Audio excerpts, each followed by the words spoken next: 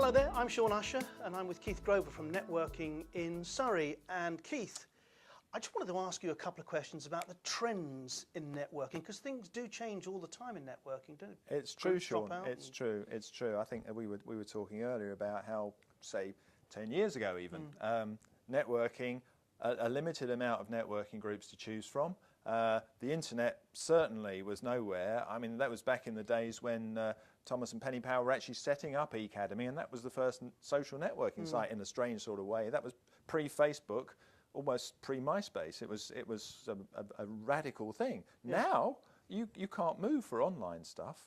You know, everything's everywhere, and we're all told that we've got to be active on Twitter and tweeting and posting stuff on our Facebook business walls and that kind of stuff. But really, I'm more interested in the face-to-face bit, the getting people out to meet, start building real business relationships, because it's lovely to be on LinkedIn and have friends in Bangalore and Aberdeen and who knows where, but you're never going to meet these guys. Whereas with our niche down sites, you're actually going to meet the people who are on the site. So let's talk about face-to-face networking. And obviously BNI is the big daddy of them all, the 500-pound gorilla in the market still, with the biggest share of the market. And it was an originator of the networking thing that we're all doing now. And others have moved in gradually and introduced variations on that theme. So that was pretty much in the old days. There were the local chambers of commerce, which effectively were networking arenas. And there was BNI and an occasional business club or two, like Surrey Business Club, which I've been involved with for a long while, but there were very, very few. And then gradually the market started to fill up as people realised the value of networking and how cost effective it is in getting the word around about your business. Yeah. So we now have a very crowded market in the breakfast scene, with a lot of people coming in, you know, business over breakfast, business for breakfast, and any permutation of the same, for networking, and BNI still in there very strong. But you also have lunchtime events. You have this, there was a great revolution when women's networking suddenly became all the thing, because women are natural networkers. They network with their friends, they network outside the school gate, before they start, they go to prenatal class, they're networking, and they work through a network.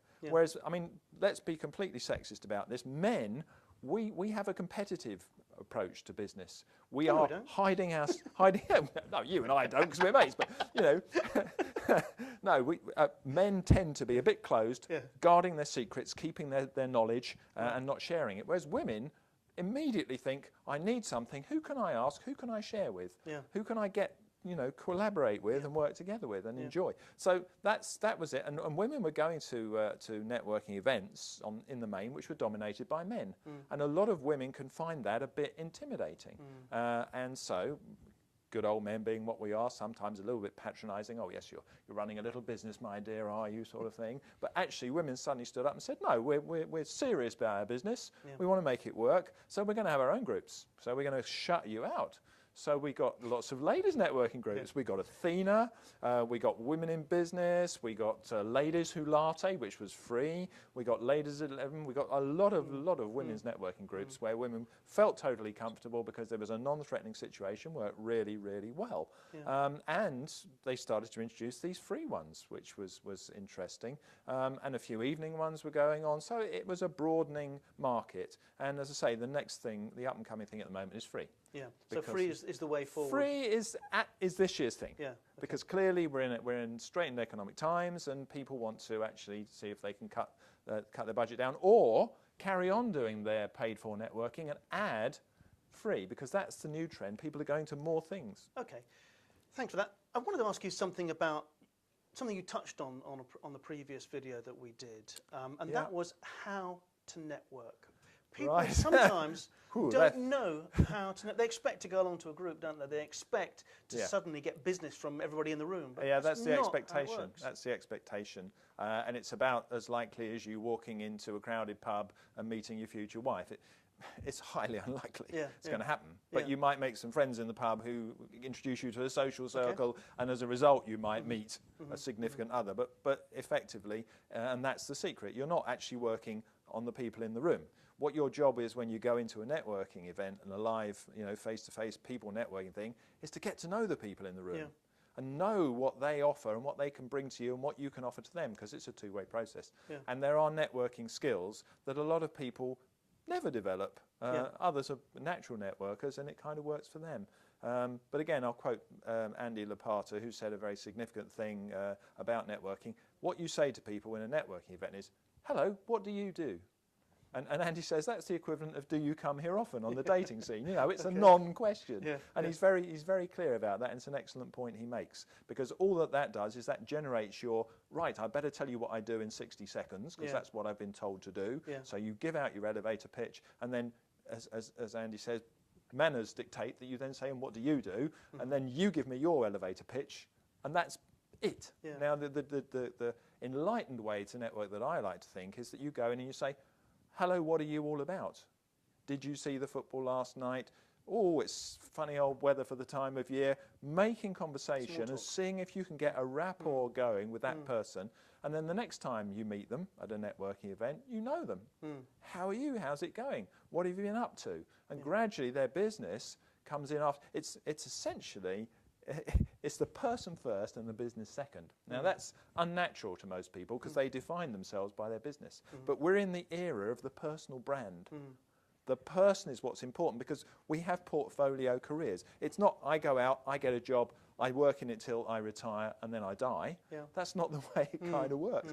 Nowadays we move from job to job. Sometimes we will reach a point where we're made redundant, or we decide to take ourselves out of the working environment and become our own boss.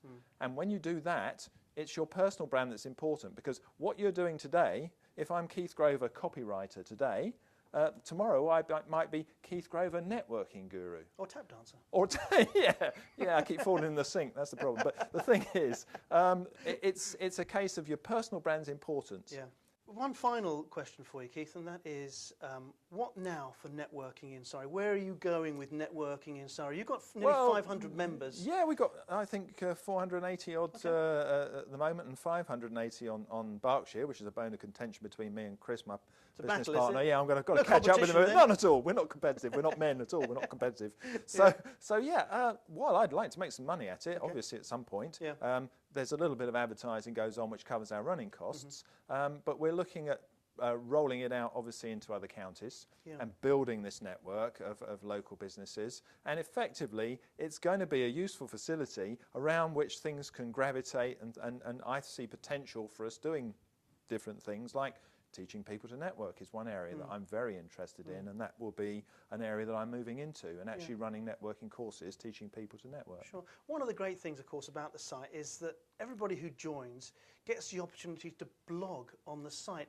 And if you blog on your site, from a search engine optimization, which is something I care about and I'm deeply involved with, you can actually link back to your site, giving your site more value. You get a link. And hopefully there's a link two-way. You know, it's Google bait, isn't it? It really is. It's search engine optimization. Yeah, so the fact is that it's free, number one, and secondly, you should be utilising the blog more often. Indeed, and if you do searches in Google by name, and you put the person's name and Surrey, if they're a member of Networking in Surrey and they're a blogger, they'll come up higher in Google than if they're not. It's as simple as that. We are Google loves us, because why wouldn't it? We've got masses of links to and from us. All of our business is linked to us, and we link to them.